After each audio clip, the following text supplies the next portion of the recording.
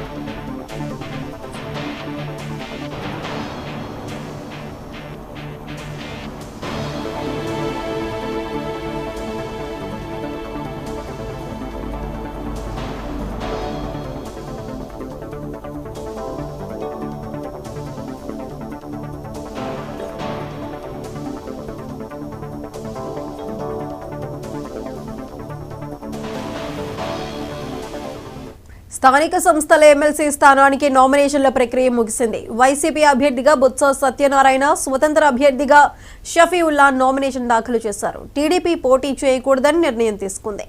మొత్తంగా 2 నామినేషన్లు రావటం గమనార్హం. రేపు నామినేషన్ల పరిశీలన చేయనున్నారు.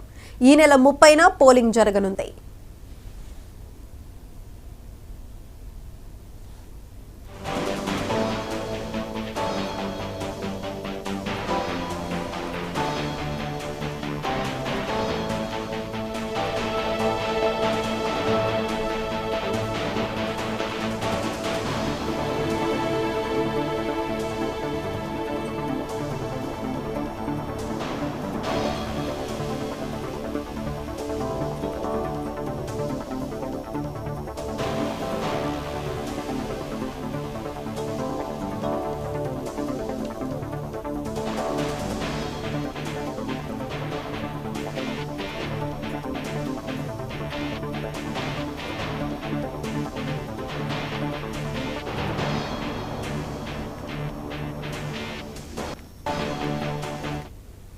స్థానిక సంస్థల ఎమ్మెల్సీ స్థానానికి నామినేషన్ల ప్రక్రియ ముగిసింది. వైసీపీ అభ్యర్థిగా బొత్స సత్యనారాయణ, స్వతంత్ర అభ్యర్థిగా షఫీవుల్లా నామినేషన్ దాఖలు చేశారు. అయితే టీడీపీ పోటీ చేయకూడదని నిర్ణయం తీసుకుంది. మొత్తంగా 2 నామినేషన్లు రావటం గమనార్హం. రేపు నామినేషన్ల పరిశీలన చేయనున్నారు. ఈ నెల 30న పోలింగ్ జరగనుంది. అయితే ఎన్నికలకు సంబంధించి మరింత సమాచారం మా రీజనల్ కోఆర్డినేటర్ కిరణ్ అందిస్తారు. కిరణ్, చెప్పండి. Good evening Sai Sudha. ఏదైతే విశాఖ జిల్లా ఎమ్మెల్సీ బై ఎలక్షన్ కి సంబంధించి ఉత్కంఠకు తెరపడింది. ఏదైతే అధికార పార్టీ, కూటమి పార్టీ ఎమ్మెల్సీ అభ్యర్థిగా కూడా బరిలో నిలపకపోవడంతో ఎమ్మెల్సీగా పోటీ చేసిన వైఎస్ఆర్ కాంగ్రెస్ పార్టీ చెందిన మాజీ మంత్రి బొత్స సత్యనారాయణ ఎమ్మెల్సీగా ఇక లాంఛనప్రాయమని తెలుస్తుంది. ముఖ్యంగా మనం చూసుకున్నట్టయితే ఈ నెల 6వ తేదీన నామినేషన్ల ప్రక్రియ మొదలైన దగ్గర నుంచి కూడా ఇప్పటి వరకు కేవలం బొత్స సత్యనారాయణతో పాటు షేక్ షఫీవుల్లా, అనకాపల్లి జిల్లా పెందుర్తికి చెందినటువంటి ఒక క్యాండిడేట్ ఈ 2 నామినేషన్లు మొత్తం రావడం జరిగింది. అయితే ఇంకెవరు కూడా టీడీపీకి సంబంధించి ఏ ఒక్కరిని కూడా బరిలో నిలపకపోవడంతో ఇక ఏకగ్రీవంగా బొత్స సత్యనారాయణే ఈ ఎన్నికల్లో ఎమ్మెల్సీ క్యాండిడేట్ గాను, అదేవిధంగా ఎమ్మెల్సీ గాను గెలిచే అవకాశం అయితే స్పష్టంగా కనిపిస్తుంది. రేపు 14వ తేదీన నామినేషన్ల స్క్రూటినీ ఏదైతే ఉందో, తదనంతరం 16వ తారీఖు వరకు కూడాను నామినేషన్ల ఉపసంహరణ ప్రక్రియ కూడా ఉన్న నేపథ్యంలో షేక్ షఫీవుల్లా తన నామినేషన్ ఉపసంహరించుకుంటే మాత్రం ఇక ఎన్నికలు జరగవు. ఏకగ్రీవంగానే బొత్స సత్యనారాయణ పేరు ఖరారు చేసే అవకాశం అయితే కనిపిస్తుంది. దీనికి ప్రధానంగా తెలుగుదేశం పార్టీ దాదాపు 838 ఓట్లు ఉన్నటువంటి ఎమ్మెల్సీ ఎన్నికల నేపథ్యంలో దాదాపు 215 ఓటర్లు మాత్రమే టీడీపీకి ఉన్నారు. ఎంపీటీసీలు కానీ, జెడ్పీటీసీలు కానీ, మరోవైపు కౌన్సిలర్లు, అదేవిధంగా కార్పొరేటర్లు. మిగిలినటువంటి 538 పైచీలకు వైఎస్ఆర్ కాంగ్రెస్ పార్టీకి సంబంధించిన ఓట్లు ఉన్న నేపథ్యంలో మెజార్టీ స్థానాలు వైఎస్ఆర్ కాంగ్రెస్ పార్టీలో ఉన్న నేపథ్యంలోనే ఈ నిర్ణయం తీసుకున్నట్టుగా కూడా తెలుస్తుంది. ముందు మనం చూసుకున్నట్టయితే విశాఖ జిల్లాకు సంబంధించి టీడీపీ క్యాండిడేట్ అయినటువంటి గండి బాబ్జీ కానీ, లేదంటే అనకాపల్లి జిల్లాకు సంబంధించిన మాజీ ఎమ్మెల్యే పేలా గోవింద్ సత్యనారాయణ గానీ నిలబెడతారని అనుకున్నారు. అయితే తర్వాత తదనంతరం పరిణామాల నేపథ్యంలో వాళ్ళిద్దరూ కూడా ఈ ఎన్నికల్లో పోటీకి విముఖత వ్యక్తం చేయడంతో బైరా దిలీప్ ను రంగంలోకి దింపాలని చెప్పి పార్టీ అధిష్టానం నిర్ణయం తీసుకున్న నేపథ్యంలో ఇక్కడ ఉన్నటువంటి స్థానిక నాయకులందరూ కూడా ఆమోదం తెలిపారు. అయితే అనూహ్యంగా మెజార్టీ స్థానాలు లేకపోవడం, మరోవైపు కేవలం ఒక ఎమ్మెల్సీ గెలిచి ఏది సాధిస్తామనేటువంటి ఒక ఉద్దేశంతోనే చంద్రబాబు నాయుడు ఈ నిర్ణయం కూడా తీసుకున్న నేపథ్యంలో తెలుగుదేశం పార్టీ నుంచి ఏ ఒక్క అభ్యర్థిని కూడా బరిలో నింపట్లేదని చెప్పి ఈ రోజు ఉదయం స్పష్టంగా అధినేత చంద్రబాబు నాయుడు, అదేవిధంగా డిప్యూటీ సీఎం పవన్ కళ్యాణ్ కూడా పార్టీ శ్రేణులు స్పష్టం చేసిన నేపథ్యంలో ఇక మిగిలి ఉన్నటువంటి ఇద్దరు ఎవరైతే ఎమ్మెల్సీగా పోటీలో ఉన్నటువంటి వైసీపీకి చెందినటువంటి బొత్స సత్యనారాయణ, మరోవైపు స్వతంత్ర అభ్యర్థి షేక్ షఫీవుల్లా, వీళ్ళిద్దరి మధ్య పోటీ ఉండబోతుంది. అయితే షేక్ షఫీవుల్లా మాత్రం తన నామినేషన్ ఉపసంహరించుకుంటే మాత్రం ఇంకా బొత్స సత్యనారాయణ ఏకగ్రీవం అనే తెలుస్తోంది. సాయి సుధా. కిరణ్, అయితే స్వతంత్ర అభ్యర్థిగా నామినేషన్ దాఖలు చేసిన షఫీవుల్లాకి సంబంధించిన అప్డేట్స్ ఏంటి? షఫీవుల్లా గతంలో మనం చూసుకున్నట్లయితే కాంగ్రెస్ పార్టీలో ఉన్నటువంటి వ్యక్తి, గతంలో చాలా సీనియర్ నేత, అదేవిధంగా విద్యావేత్త కూడాను. దాదాపుగా తనకు కూడా రాజకీయాల్లో పట్టున్న వ్యక్తే. అయితే అక్కడ చూసుకున్నట్టయితే సామాజిక సమీకరణాల నేపథ్యంలో చూసుకున్నట్టయితే మాత్రం కొంత ఇబ్బందులు ఎదురవుతాయని చెప్పాలి. ఎందుకంటే అతను విశాఖ నగరం, ఒకప్పుడు విశాఖ జిల్లాకు సంబంధించినటువంటి పెందుర్తి నియోజకవర్గం ప్రస్తుతం అనకాపల్లి నియోజకవర్గంగా బైఫర్కేషన్ అయిన నేపథ్యంలో పెందుర్తి నియోజకవర్గం అనకాపల్లికి చెందినటువంటి ప్రాంతం అయింది. విశాఖ నగర పరిధిలో ఉన్నప్పటికీ కూడాను ఈ షఫీవుల్లాకి అయితే మాత్రం అంతగా, ఎందుకంటే జిల్లాకు సంబంధించినటువంటి బై ఎలక్షన్ కాబట్టి ఎంపీటీసీలు, జడ్పీటీసీలు, కార్పొరేటర్లు, కౌన్సిలర్లతోటి మమేకమయ్యేటువంటి పరిస్థితి అయితే ఉండదు. కాబట్టి తను గెలవడం అనేది కొంతవరకు ఇబ్బందికరమైన పరిస్థితి. ఎందుకంటే దాదాపుగా 420 ఓట్లు వస్తే మాత్రం ఖచ్చితంగా గెలిచే పరిస్థితి అయితే ఉంటుంది. తనకు అంతటి ప్రాధాన్యత కానీ, ఏదంటే అంతటి పలుకుబడి కానీ, ఏదైతే ఓటర్ల మధ్య తను కలుసుకున్నటువంటి వ్యక్తులు కావచ్చు, లేదంటే తనకు పరిచయస్తులు కానీ ఎవరు కూడా పెద్దగా లేరనేటువంటి ప్రచారం అయితే జరుగుతుంది. అదేవిధంగా తాను పెందుర్తి నియోజకవర్గ పరిధిలో ఉన్నటువంటి వ్యక్తులు కేవలం కొంతమంది, ఓ 10-15 మంది ఓటర్లు అయితే మాత్రం తన వెంట ఉండే అవకాశం అయితే కనిపిస్తుంది. ఈ నేపథ్యంలో పార్టీలో బాగా సీనియర్ నేత, మరోవైపు అందరినీ కలుపుకుపోయే వ్యక్తి, మండలిలో తన వాణిని బలంగా వినియోగించిన వ్యక్తిగా ఇప్పటికే ఏదైతే వైఎస్ఆర్ పార్టీ అధినేత జగన్మోహన్ రెడ్డి స్పష్టమైనటువంటి ఆదేశాల మేరకు బొత్స సత్యనారాయణను విశాఖ బై ఎలక్షన్ ఎమ్మెల్సీకి సంబంధించి నిలబెట్టిన నేపథ్యంలో ఖచ్చితంగా తన గెలుపు నల్లేరు మీద నడకని చెప్పాలి.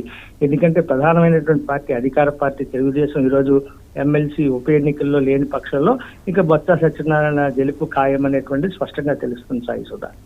కిరణ్, అయితే టీడీపీ పోటీ చేయకూడదంటూ నిర్ణయం తీసుకుంది. మరి దీనికి సంబంధించి వైసీపీ నాయకులు ఏమంటున్నారు?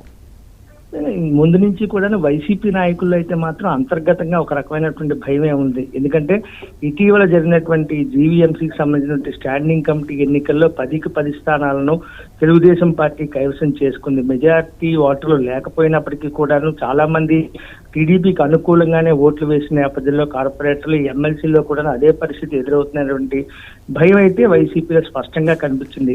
ఎందుకంటే ఎంపీటీసీలు, జడ్పీటీసీలు, మరోవైపు కౌన్సిలర్లు, ఇటు నర్సీపట్నం మున్సిపాలిటీ కావచ్చు, మరోవైపు యలమంచిలి మున్సిపాలిటీ కావచ్చు, భీమిలి, విశాఖ జిల్లాకు సంబంధించి అన్ని ప్రాంతాల్లోనూ కూడాను బలమైనటువంటి అభ్యర్థులు, ఓటర్లు ఎవరైతే ఉన్నారో వైఎస్ఆర్ పార్టీకి వాళ్ళందరూ కూడా కూటమి వైపు మొగ్గు చూపే పరిస్థితుంది. ఎందుకంటే 5 ఏళ్ల పాటు రాష్ట్రంలో అధికారంలో ఉండే పార్టీకే వాళ్ళందరూ కూడా మొగ్గు చూపే పరిస్థితి. ఎందుకంటే రేపు పొద్దున గ్రామీణ ప్రాంతాల్లో పంచాయతీ ప్రజలు ఏమైనా పనులు చేయాలన్నా, లేదంటే అక్కడ ప్రజలతో కలిసి పని చేయించుకోవాలనుకున్నా సరే అక్కడ ఖచ్చితంగా అధికార పార్టీకి పట్టం కడితే తప్ప పనులేని జరగవనేది అందరికీ బహిరంగ రహస్యం. ఈ నేపథ్యంలో అధికారంలో లేనటువంటి పార్టీ గెలిచినా సరే ఎటువంటి ఉపయోగం ఉండదు అనేది అందరికీ తెలిసిందే.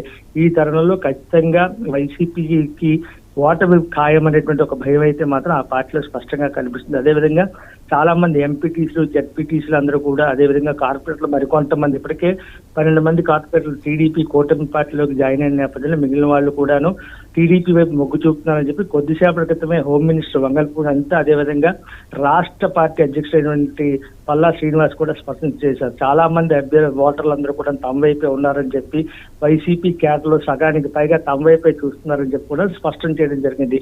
అయితే ప్రజాస్వామ్య విలువలకు కట్టుబడి తాము ఈ పోటీలో నిలబడటం లేదని లేదని చెప్పి, ఎందుకంటే దాదాపు 838 ఓటర్లు ఉన్నటువంటి ఎమ్మెల్సీ ఎన్నికల్లో 500 పైచీలకు వైసీపీకి ఉన్నా సరే తాము పోటీలో నిలబెడితే మాత్రం ఖచ్చితంగా గెలుస్తామన్నటువంటి నమ్మకం విశ్వాసం తమకుందని చెప్పి, కానీ ప్రజాస్వామ్యబద్ధంగానే ఎన్నికలనే ఉండాలని చెప్పి విలువలకు కట్టుబడి రాజకీయాలు చేయాలనేటువంటి చంద్రబాబు నాయుడు సంకేతాల నేపథ్యంలో తాము ఈ పోటీలో ఉండటం లేదని చెప్పి ఇందాకే ఎమ్మెల్సీగా ఉన్నటువంటి అభ్యర్థిని కూడా తాము బరిలో దింపట్లేదని చెప్పి హోమ్ మినిస్టర్ వంగల్పూడి అంటూ కూడా స్పష్టం చేయడం జరిగింది. సాయి సుధా.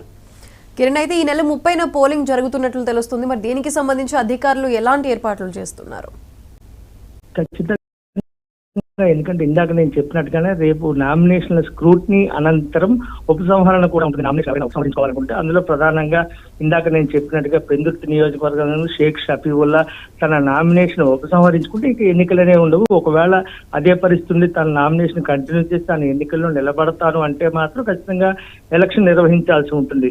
కేవలం ఇద్దరి మధ్య పోటీ నెలకొనే పరిస్థితి కాబట్టి దానికి సంబంధించి ఇప్పటికీ అన్ని ఏర్పాట్లను కూడా అధికారులు పూర్తి చేశారు. అటు యలమంచిలి కావచ్చు, మరోవైపు నర్సీపట్నం కావచ్చు, ఇటు పాడేరు కావచ్చు, అదేవిధంగా అరకు, ఇంకో పక్క భీమిలి, విశాఖ జిల్లాలో ఎక్కడైతే ఈ జడ్పీటీసీ ఎంపీటీసీలు ఉన్నారో ఆయా ప్రాంతాల్లో ఉన్నటువంటి అన్ని చోట్ల కూడాను అవసరమైనటువంటి ఏర్పాట్లు కూడా అధికార యంత్రాంగం సిద్ధం చేస్తూ కనిపిస్తున్నది.